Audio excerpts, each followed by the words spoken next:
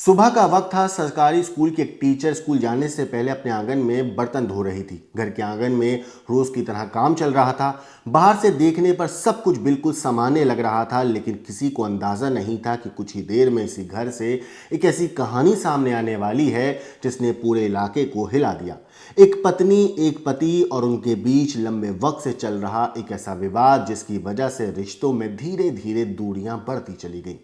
फिर 8 अगस्त की सुबह आई और इस 8 अगस्त की सुबह कुछ ऐसा हुआ जिसने इस रिश्ते को हमेशा के लिए ख़त्म कर दिया। लेकिन इस मामले में सबसे बड़ा सवाल ये था कि आखिर घर के अंदर ऐसा क्या हुआ था। क्यों एक महिला की मौत को शुरुआत में एक हादसा बताने की कोशिश की गई।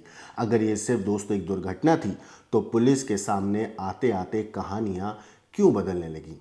और सबसे अहम सवाल कि जिस घर में ये सब कुछ हो रहा था, जिस घर में ये सब कुछ हुआ, वहाँ मौजूद सबूत आखिर किस तरह से इशारा कर रहे थे कि कहानी में कुछ गड़बड़ है। जब परिवार को फ़ोन पहुंचा तो उन्हें जो बताया गया वो सुनने में एक हादसा लग रहा था, लेकिन जब रिश्तेदार मौके पर पहुंचे तो उनके सामने जो मंजर था उसने उनके शक को और गहरा कर दिया।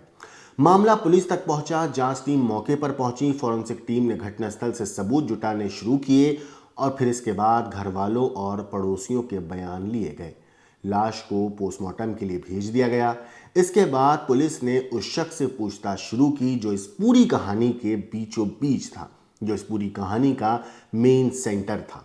शुरुआत में एक कहानी भी उस लड़के ने बताई, लेकिन पुलिस की पूछताछ आगे बढ़ी तो उसी कहानी में कई ऐसे सवाल सामने आने लगे जिनके जवाब तलाशना जरूरी था।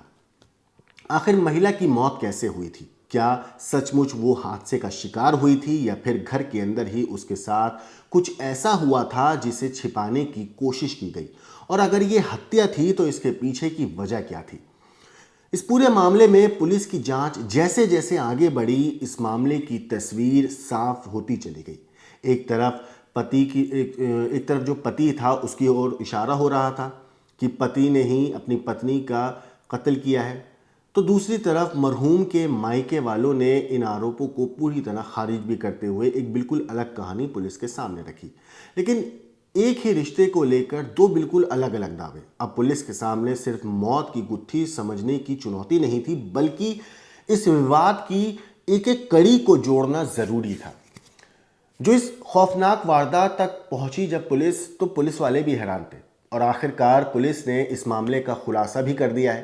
लेकिन खुलासे तक पहुंचने के लिए पुलिस को किन किन सवालों के जवाब तलाशने पड़े, आरोपी ने पूछताछ में क्या कुछ बताया और उस सुबह घर के अंदर आखिर हुआ क्या था, इस पूरी कहानी की हर एक परत में आपको सिलसिलेवार तरीके से बताऊंगा। वीडियो को अंत तक जरूर देखिएगा, क्योंकि जब आपको इस केस की असली सच्चाई पता चलेगी तो यकीन मानिए आप दहल जाएंगे, क्योंकि जिस तरीके से उस सरकारी टीचर की हत्या की गई वो वाकई दहला देती है।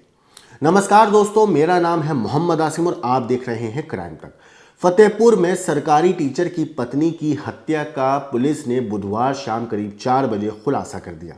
इस पूरे मामले में पुलिस के मुताबिक पति को इस बात का शक था कि उसकी पत्नी के किसी दूसरे व्यक्ति से संबंध है।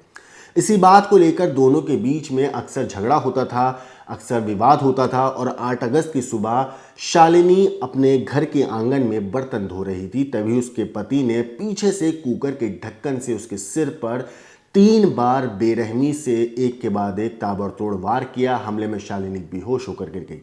इसके बाद आरोपी ने उसे पानी से भरे प्लास्टिक के टब में डाल दिया और गर्दन पकड़कर उसका सिर तब तक डुबाए रखा जब तक उसके दम घुटने से उसकी मौत नहीं हो गई। पुलिस ने आरोपी पति को गिरफ्तार करके जेल भेज दिया है, लेकिन मामला सदर कोतवाली क्षेत्र का है। गांव जखनी के रहने वाले ग्राम प्रधान धर्म सिंह यादव की बेटी शालिनी की शादी 3 दिसंबर 2017 को आसोथर गांव के दिलीप से हुई थी। दिलीप प्राथमिक स्कूल में एक सहायक टीचर के तौर पे पढ़ाता था, जबकि शालिनी शहर के ही एक निजी स्कूल में पढ़ाती थी। दोनों पिछले 9 महीने से नसीर पीर मोहल्ले में किराए के मकान में रह रहे थे। उनका 8 साल का बेटा है दर्शित। शालिनी की माँ बताती हैं कि 8 बजे दामाद दिलीप ने उन्हें फ़ोन करके बताया कि शालिनी टब में गिरकर घायल हो गई है। उसने शालिनी को अस्पताल ले जाने की बात कहकर फ़ोन काट दिया। जब परिवार वाले घर पहुंचे तो शालिनी का शव फर्श पर पड़ा था। परिजनों ने आरोप लगाया कि शालिनी की हत्या की गई है। सूचना पर सदर कोतवाली पुलिस और DSP Pramod Kumar Shukla forensic team के साथ मौके पर पहुंचे। टीम ने घटनास्थल से सबूत जुटाए, घर वालों और पड़ोसियों के बयान दर्ज किए गए और लाश को पोस्टमार्टम के लिए भेज दिया गया।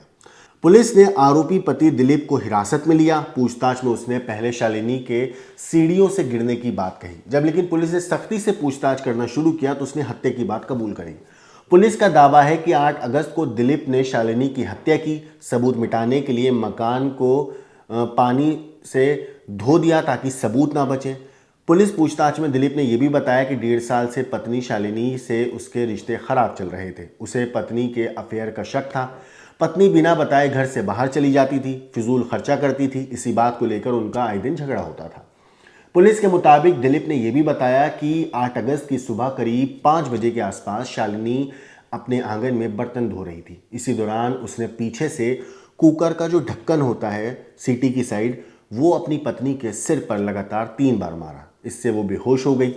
पास रखा कांच का गिलास टूटने से उसके पैर में भी कांच का टुकड़ा लग गया था।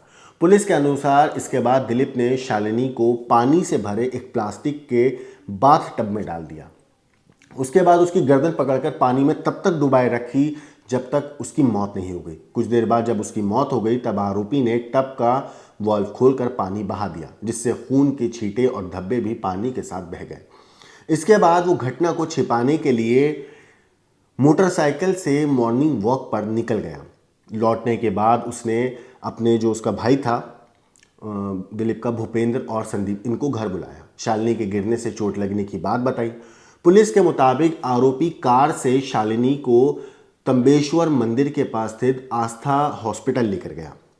यहाँ डॉक्टरों ने उसे देखते के साथ ही मृत घोषित कर दिया। इसके बाद लाश को वापस किराए के मकान पर लेकर ये लोग गए और फिर उसने घटना को हादसा दिखाने की कोशिश की गई ताकि लोगों को लगे कि शालिनी की जो मौत हुई है वो गिरने से हुई है, चोट लगने से हुई है।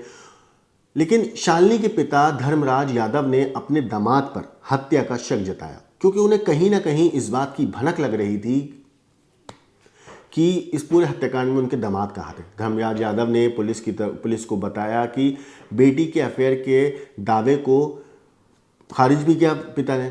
उन्होंने ये भी कहा कि दिलीप का किसी दूसरी लड़की से अफेयर चल रहा है। शालिनी ने उन्हें इसके बारे में बताया था, लेकिन लड़की का नाम नहीं बताया। सिर्फ इतना बताया था कि दिलीप के स्कूल में टीचर है। इसी बात को लेकर दोनों के बीच में अक्सर विवाद होता था। यह विवाद अप्रैल 2025 से चल रहा था। शालिनी ने उन्हें इसकी जानकारी दी थी। इसके बाद वो परिवार के साथ बेटी के घर आ गए और दोनों को समझाने की कोशिश भी की थी।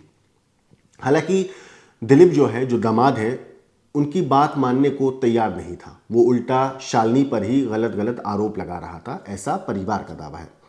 सोचिए, जो पति है दिलीप, वो बोल रहा था उसे ये शक था कि उसकी पत्नी का किसी और से अवैध संबंध है। लेकिन शालिनी के परिवार वाले ये बताते हैं कि उनके दामाद का किसी स्कूल में पढ़ाने वाली टीचर से अफेयर है, जो कि उनके दामाद के स्कूल में ही पढ़ाती है।